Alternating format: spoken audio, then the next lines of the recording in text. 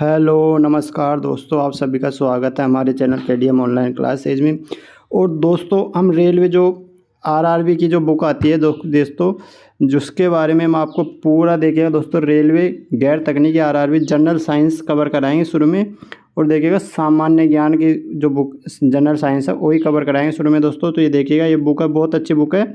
इसकी पीडीएफ मेरे पास है, आप ऐसे इसको परचेज भी कर सकते हो। टोटल 795 रुपये इसकी प्राइस है। ये देखिएगा दोस्तों, सूची दे रखी है। उससे पहले भौतिक विज्ञान है सबसे पहले, उसके बाद में देखिएगा दोस्तों भौतिक विज्ञान के सारे चैप्टर दिए गए हैं। उसके बाद में रसायन विज्ञान है, एंड रसायन विज्ञान के बाद में दोस्तों जीव विज्ञान है। जीव विज्ञान के बाद में देखिएगा दोस्तों कंप्यूटर भी है, इसमें कंप्यूटर विज्ञान है। एंड देखिएगा दोस्तों कंप्यूटर के बाद में इसमें जो भी है अभी पर्यावरण परिस्थिति भी है। एंड ये देखिएगा दोस्तों, अब तक जो आरआरबी में क्वेश्चन आए हुए हैं सारे क्वेश्चन का इसमें समराइज दिया गया है। तो टोटल 14,000 क्वेश्चन दिए गए हैं 625 शिफ्टों के दोस्तों। और ये बहुत अच्छी बुक है, आप इसको परचेज कर सकते हो। ये देखिएगा दोस्तों सबसे ज़्यादा क्वेश्चन किस से देखिएगा दोस्तों, जीव विज्ञान से 2100 क्वेश्चन, भौतिक विज्ञान से, रसायन विज्ञान से, ये देखिए पर्यावरण और कंप्यूटर से। तो इसमें हम सबसे पहले दोस्तों जीव विज्ञान कवर करेंगे। इस वीडियो में सबसे पहले हम जीव विज्ञान कवर करेंगे। तो देखिएगा दोस्तों हम जीव विज्ञान ये देखिएगा दोस्तों जीव विज्ञान आ चुकी है। जीव विज्ञान देखिएगा, जीव विज्ञान की प्रमुख शाखाएं। सबसे पहले हम दोस्तों जो इसमें टॉपिक कवर करेंगे वो जीव विज्ञान की प्रमुख शाखाएं के बारे में टॉपिक कवर करेंगे। अब देखिएगा दोस्तों पहले क्वेश्चन से स्टार्ट करते हैं। इसमें देखिएगा जीव विज्ञान की कौन सी शाखा वंशानुक्रम पैटर्न के मध्य पर केंद्रित है, यानी आनुवांशिकी की जो शाखा होती है उसके बारे में इसमें बात की जा रही है। यानी वंशानुक्रम की बात की जाती है तो आनुवांशिकी होती है दोस्तों। अब इसमें देखिएगा ये जो सारांश दिया हुआ है, देखिए आनुवांशिकी जीव विज्ञान की वह शाखा है जो वंशानुक्रम पैटर्न के अध्ययन पर केंद्रित है। आनुवांशिकी के जनक गैंगरे जॉन मेंडल, यानी आनुवांशिक का जो जनक कहलाता है दोस्तों मेंडल को किया जाता है। आनुवांशिक शब्द का प्रयोग बैटसन ने 1906 में, यानी दोस्तों आनुवांशिक जो शब्द है उसका प्रयोग सबसे पहले बैटसन ने किया था 1906 में। प्रत्येक जीव में बहुत से ऐसे गुण होते हैं जो पीढ़ी दर पीढ़ी माता पिता से उनकी संतानों में संचारित होते हैं। जीवों के इन्हीं मूल गुणों का संवहनी आनुवांशिकी कहा जाता है। और इसी के कारण प्रत्येक जीव के गुण अपने माता पिता के समान होते हैं। तो दोस्तों कुछ अपने शरीर में ऐसे गुण होते हैं जो अपने माता पिता से हमारे शरीर में आते हैं, जैसे बालों का घुंघराला होना, आँख के जो भौर, आँखों का भौर है, ये कुछ गुण ऐसे होते हैं जो हमारे शरीर में अपने पूर्वज से आते हैं। आगे देखिएगा सब्जी फल और फूलों जैसी उच्च मूल्य वाली फसलों की खेती को क्या कहा जाता है। तो दोस्तों इसमें ऑप्शन आएगा विटीकल्चर। विटीकल्चर विज्ञान की वह शाखा है जिसमें अनाज, फूल और पौधों को उगाने से लेकर उसमें व्यापार तक का अध्ययन दिया जाता है। विटीकल्चर मानव उपयोग के लिए इस्तेमाल होने वाले पौधों में विज्ञान, तकनीकी और विपणन से जुड़ा हुआ है। और इसे ही दो भागों में दो भाग खाद्य फल, सब्जी, अनाज तथा अखाद्य फूल पौधों के रूप में जाना जाता है। अगला देखिए कोशिका का अध्ययन दोस्तों साइटोलॉजी कहलाता है। कोशिका का ऑप्शन सी, कोशिका के अध्ययन को साइटोलॉजी कहते हैं। देखिए दोस्तों ये एनटीपीसी में आया हुआ क्वेश्चन है। सीरम एवं अन्य शारीरिक तरल पदार्थों के अध्ययन को भी सीरोलॉजी कहते हैं, यानी सीरम एवं अन्य शारीरिक तरल पदार्थों को सीरोलॉजी कहते हैं। रोगों की पहचान और निदान के विवेचन के अध्ययन को ईटिलॉजी कहते हैं। कोशिका में कोशिका झिल्ली के अंदर केंद्र से को छोड़कर संपूर्ण पदार्थों को कोशिका द्रव कहते हैं। ये रवेदार जेलनुमा तरल पदार्थ अर्ध तरल पदार्थ है। यह कोशिका का लगभग 70% भाग होता है कोशिका द्रव। विटीकल्चर में दोस्तों अंगूर की खेती की जाती है। अब देखिए दोस्तों ये आ गया विटीकल्चर, अंगूर की खेती की जाती है। सब्जियों का ओलेरिकल्चर और फूलों का फ्लोरिकल्चर। एपिग्राफी का क्या अभिप्राय है। एपिग्राफी दोस्तों, एपिग्राफी का अभिप्राय ये होता है, इसमें एपिग्राफी का शिलालेखों का अध्ययन होता है। देखिए दोस्तों ऑस्ट्रेलियोलॉजी कंकालों का अध्ययन, एपिग्राफी शिलालेखों का अध्ययन, क्रिप्टोग्राफी मानचित्रों का अध्ययन और न्यूरोमेस्टिक यानी दोस्तों सिक्कों का अध्ययन किया जाता है। पक्षियों के अध्ययन को क्या कहा जाता है। तो दोस्तों पक्षियों के अध्ययन को कहा जाता है, ये देखिएगा ऑप्थेमेलॉजी कहा जाता है। ऑर्निथोलॉजी में दोस्तों पक्षियों के अध्ययन को कहा जाता है ऑर्निथोलॉजी। पक्षियों के अध्ययन को ऑर्निथोलॉजी। हेपेटोलॉजी में उभयचरों एवं सरीसृपों का अध्ययन किया जाता है। ऑप्थेमेलॉजी में दोस्तों आंखों का चिकित्सक अध्ययन किया जाता है। एंथ्रोपोलॉजी में दोस्तों मानव के कर्मिक विकास का अध्ययन किया जाता है। आगे देखिए दोस्तों पक्षियों के अध्ययन को क्या कहा जाता है। ये दोस्तों वापस से घूम गया। ऑर्निथोलॉजी पक्षियों के अध्ययन को कहा जाता है। ये देखिएगा दोस्तों सेरीकल्चर शब्द निम्नलिखित में से किससे संबंधित है? सेरीकल्चर। अब दोस्तों सेरीकल्चर में देखिएगा दोस्तों जीव विज्ञान की सेरीकल्चर दोस्तों रेशम की खेती। सेरीकल्चर रेशम कीट का पालन कहता है। फिशिकल्चर में मत्स्य पालन होता है। एपीकल्चर में मधुमक्खी का पालन होता है और एवीकल्चर में पक्षी पालन होता है दोस्तों। सेरीकल्चर में देखिए दोस्तों वही रेशम कीटों का पालन होता है। आगे देखिए दोस्तों क्वेश्चन नंबर 10, निम्नलिखित में से कौन सा शब्द पशु व्यवहार के जैविक अध्ययन का सबसे अच्छा वर्णन दिया गया है? दोस्तों पशु व्यापार तो ईटियोलॉजी के इसमें बात की गई है, रोगों के कारणों का अध्ययन का वाला स्तर है। एंटोमोलॉजी कीटों का अध्ययन, इथोलॉजी पशु व्यवहार एवं जैविक विज्ञान, यानी दोस्तों इसमें बात की जाती है इथोलॉजी की। और इथनोलॉजी मानव जाति विज्ञान। हेमेटोलॉजी का अध्ययन होता है दोस्तों। हेमेटोलॉजी ये रक्त से संबंधित है। हेमेटोलॉजी रक्त से संबंधित, रक्त का अध्ययन हो जाता है। हेमेटोलॉजी का अध्ययन रक्त से संबंधित है। डेंड्रोलॉजी वृक्ष एवं झाड़ियों का अध्ययन किया जाता है। टिश्यू कल्चर में कृत्रिम माध्यम से ऊतकों का अध्ययन और वायरोलॉजी में विषाणुओं का अध्ययन किया जाता है दोस्तों। आगे देखिए दोस्तों मॉर्फोलॉजी क्या है? तो मॉर्फोलॉजी में देखिएगा दोस्तों जीव की आकृति, उसकी संरचना एवं विशिष्ट, ऑप्शन सी जीव की आकृति, उसकी संरचना एवं विशिष्ट संरचनात्मक गुणों का अध्ययन है। आकार्कीय जीव विज्ञान एक शाखा है। आकार्कीय यानी मॉर्फोलॉजी, इसके अंतर्गत किसी भी जीव की आकृति, उसकी संरचना एवं उसके विशिष्ट संरचनात्मक गुणों का अध्ययन किया जाता है। आगे देखिए क्वेश्चन नंबर 13 नंबर क्वेश्चन, निम्नलिखित में से किसमें मनुष्य का अध्ययन किया जाता है? मनुष्य का अध्ययन दोस्तों किसमें किया जाता है? तो मनुष्य का अध्ययन देखिएगा दोस्तों एंथ्रोपोलॉजी में मनुष्य के अध्ययन, मानव के विकास, रीति रिवाज, इतिहास, परंपराओं से संबंधित विषय का अध्ययन किया जाता है। आर्कियोलॉजी में पुरातात्विक संबंधित विज्ञान का अध्ययन किया जाता है। इक्वेटोलॉजी में मछली का अध्ययन किया जाता है। एंड्रोलॉजी में पुरुष स्वास्थ्य से संबंधित मुख्य प्रजनन एवं स्वास्थ्य मूत्र संबंधी चिकित्सा विज्ञान का अध्ययन किया जाता है। आगे देखिए दोस्तों जंतु विज्ञान की किस शाखा का मानव जाति के समाजशास्त्र के अध्ययन को गहरा संबंध दिया जाता है? तो देखिएगा दोस्तों इसमें ऑप्शन आएगा डी एंथ्रोपोलॉजी।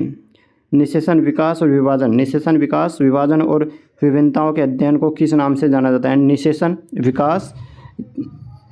विकास, विभाजन और विभिन्नताओं के अध्ययन को किस नाम से जाना जाता है? तो दोस्तों ये नाम होएगा दोस्तों वही, ये देखिएगा दोस्तों इसमें आएगा नाम होएगा भ्रूण विज्ञान। निषेचन विकास, विभाजन और विभिन्नताओं के अध्ययन को भ्रूण विज्ञान के नाम से जाना जाता है।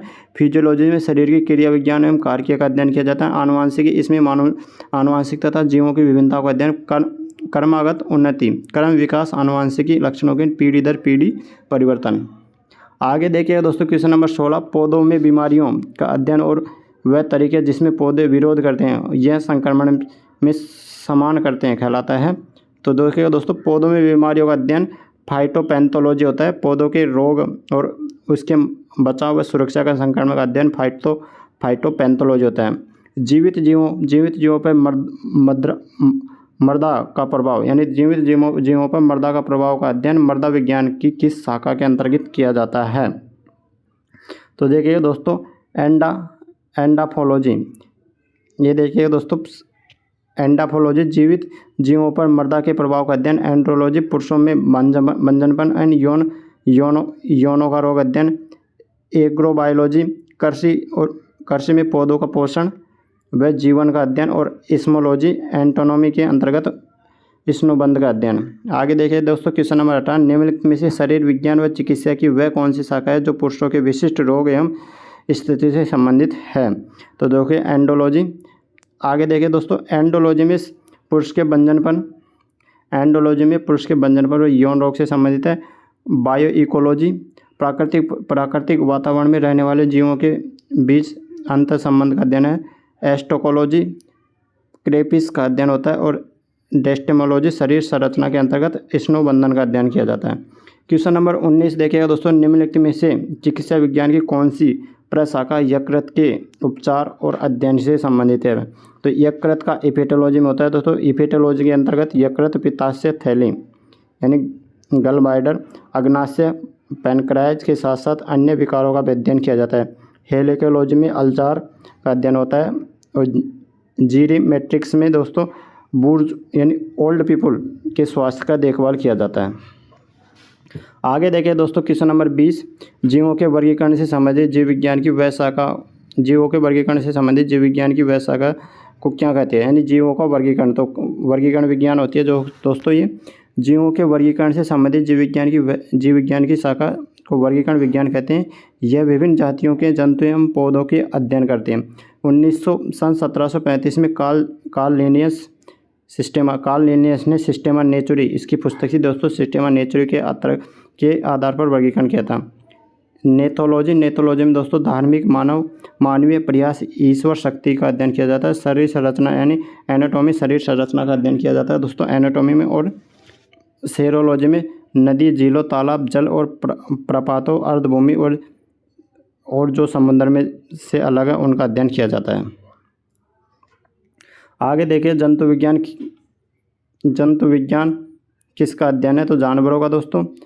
विज्ञान की एक शाखा जो जीवन या पृथ्वी से परे है, मौजूद जीवन की संभावनाओं से संबंधित है, उसको क्या कहा जाता है, तो दोस्तों इसको कहा जाता है एस्कोबायोलॉजी। एस्कोबायोलॉजी विज्ञान की वह शाखा है जो जीवन या पृथ्वी से परे मौजूद जीवन की संभावनाओं से संबंधित है। इंटेमोलॉजी शाखा के अंतर्गत कीटों का अध्ययन किया जाता है। माइकोलॉजी के अंतर्गत कवकों का तथा जीव विज्ञान यानी प्लेंटोलॉजी के अंतर्गत जीवाणु व पादपों के अवशेषों का अध्ययन किया जाता है। आगे देखिए तो तत्व और मानव जैसी प्रजातियां जैसे बंदर, वानर, वनमानुष आदि का व्यवहार का अध्ययन किया जाता है दोस्तों। तो ये दोस्तों प्राइमेटोलॉजी में किया जाता है। प्राइमेटोलॉजी के अंतर्गत मानव जैसी प्रजातियों के व्यवहार का अध्ययन किया जाता है। लोक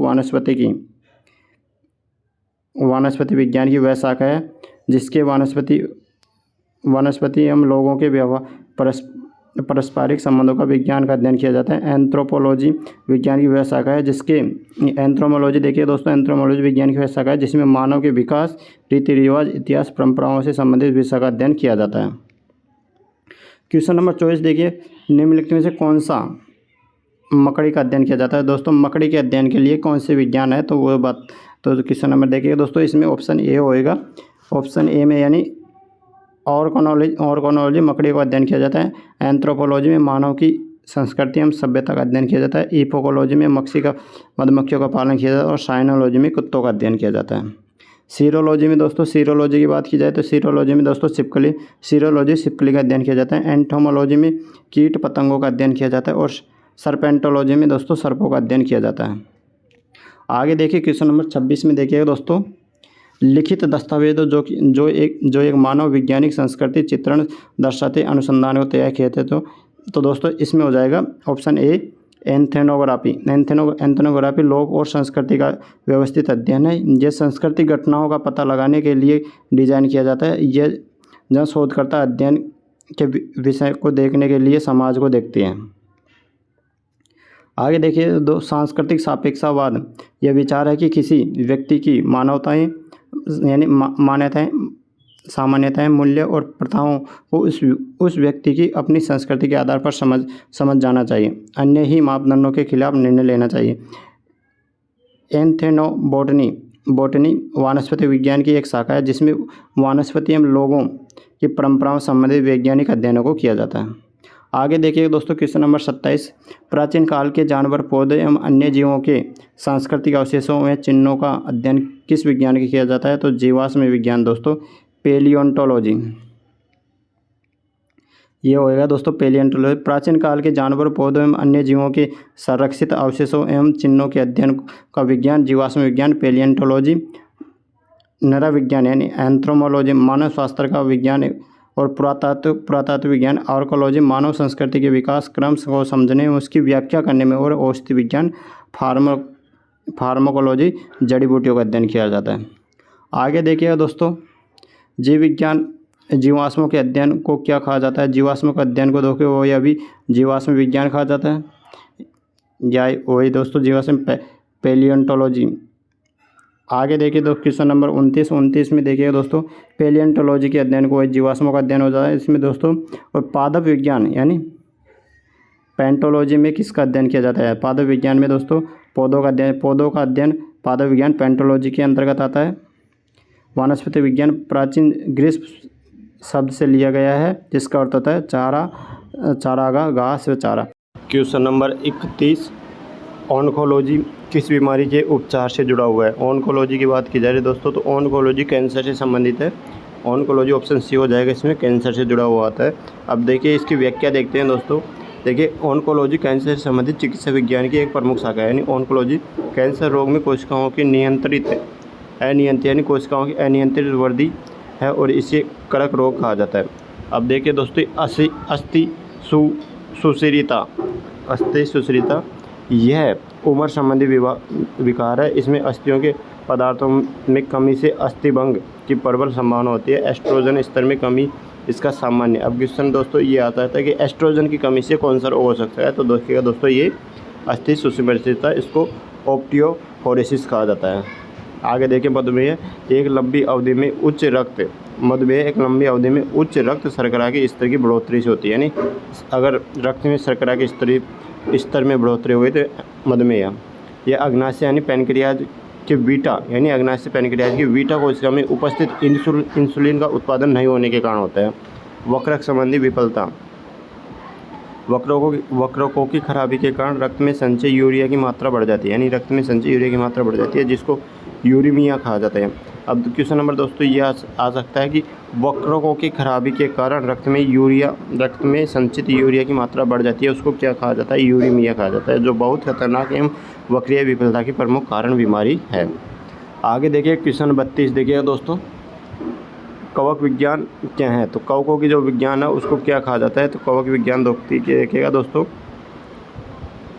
माइकोलॉजी कहा जाता है कवक विज्ञान को, यानी कुकुरमुत्ता का अध्ययन। कवक विज्ञान माइकोलॉजी में कवकों का कुकुरमुत्ता, राइजोपस, म्यूकस आदि का अध्ययन किया जाता है। एग्रीकल्चर, यानी दोस्तों अगली बात आती है एग्रीकल्चर में मधुमक्खी का अध्ययन किया जाता है। एपीकल्चर में मधुमक्खी का अध्ययन किया जाता है। सीरोलॉजी में छिपकलियों का अध्ययन किया जाता है। एंड इक्थियोलॉजी में मछलियों का अध्ययन किया जाता है। एंड दोस्तों ऑर्निथोलॉजी में पक्षियों का अध्ययन किया जाता है। आगे देखिए दोस्तों माइकोलॉजी में वही कवकों का अध्ययन किया जाता है। आगे देखिए दोस्तों ऑर्निथोलॉजी में देखिएगा ओनेरियोलॉजी में देखिएगा दोस्तों किसका अध्ययन किया जाता है, ओनेरियोलॉजी में। तो इसकी देखिएगा दोस्तों, इसकी व्याख्या देखते हैं हम। क्वेश्चन नंबर 34 ओनेरियोलॉजी की बात की जाए, देखिए दोस्तों ओनेरियोलॉजी में सपनों की विज्ञान का अध्ययन किया जाता है। वर्तमान शोध में मस्तिष्क के कार्यों के बारे में सपने देखने और वर्तमान ज्ञान के बीच में संबंध स्थापित करने का प्रयास किया जाता है। आगे देखिए दोस्तों टैक्सोलॉजी में किसका अध्ययन, तो टैक्सोलॉजी में जहर का अध्ययन किया जाता है। दोस्तों जीवों के ऊपर रसायनों के प्रतिकूल प्रभावों का अध्ययन से संबंधित विधा को विश्व विज्ञान यानी टैक्सोलॉजी कहते हैं। इसमें विषमताओं के लक्षण, प्रक्रिया यानी मैकेनिज्म, चिकित्सा एवं जांच आदि का अध्ययन किया जाता है। आगे देखिए दोस्तों टैक्सोनॉमी मानव ये जीव विविधताओं का अध्ययन होता है। इसमें टैक्सोनॉमी जीव विविधता, ये देखिए दोस्तों टैक्सोनॉमी वर्गीकीय विज्ञान मूल रूप से जैव विविधता से संबंधित है। आधुनिक वर्गीकरण के नवीन नीव कोरल्स लिनियस ने अपनी पुस्तक सिस्टम ऑफ नेचर में डाली थी। इसी ने द्विनाम पद्धति यानी दोस्तों कोरल्स लिनियस ने द्विनाम पद्धति प्रणाली के परिचय दिया था। इस प्रणाली के अनुसार प्रत्येक प्राणी के नाम के 2 अक्षर जीन्स और दूसरा शब्द जाति व स्पीस को दे। आगे देखिए तो बायो सिस्टेमेटिक्स का उद्देश्य है। क्वेश्चन नंबर 37 देखिए दोस्तों बायो सिस्टेमेटिक्स का उद्देश्य है। अब देखिए दोस्तों इसमें बायो सिस्टेमेटिक्स का उद्देश्य ये देखिए दोस्तों अध्ययन के सभी क्षेत्रों से विभिन्न मानकों के संवर्गस्त एवं उनकी विकासवादी इतिहास और उनके फाइलोजेनिक की स्थापना के आधार पर जीवों का वर्गीकरण। आगे देखिए बायो सिस्टेमेटिक्स का उद्देश्य अध्ययन के सभी क्षेत्रों में मानकों के संवर्ग कर उनके विकासवादी इतिहास और उनके फाइलोजेनिक की स्थापना के आधार पर जीवों का वर्गीकरण। जीव जंतुओं के वर्गीकरण की वर्गीकरण टैक्सिक एवं वर्गीकरण विज्ञान कहा जाता है। क्वेश्चन नंबर 38 देखिएगा दोस्तों। क्वेश्चन नंबर 38 विभिन्न प्रकार के ऊतकों के अध्ययन को क्या कहा जाता है, तो ऊतकों के अध्ययन को दोस्तों ऊतक विज्ञान कहा जाता है। और क्वेश्चन नंबर 39 देखिए दोस्तों जानवरों के उनके पर्यावरण के साथ संबंधों के अध्ययन को क्या कहा जाता है, यानी जानवरों के उनके पर्यावरण के साथ संबंधों के अध्ययन को इकोलॉजी यानी इकोसिस्टम कहा जाता है दोस्तों। तो दोस्तों ये क्वेश्चन 39 क्वेश्चन थे दोस्तों इस चैप्टर में। अब देखिए दोस्तों अगला चैप्टर आ गया है जिसमें कोशिका सिद्धांत संरचना एवं कोशिका जंतु कोशिका इनके बारे में हम बात करेंगे। तो दोस्तों ये हमारा चैप्टर पूरा हुआ गया और इस चैप्टर में देखिएगा दोस्तों इसमें हम जीव विज्ञान की प्रमुख खोजों के बारे में बात की है। तो दोस्तों इसमें जो भी अब तक TCS ने क्वेश्चन पूछे हैं वो सारे क्वेश्चन इसमें कवर हो चुके हैं। तो वीडियो को लाइक करिएगा, शेयर करिएगा एंड दोस्तों थैंक यू फॉर वॉचिंग।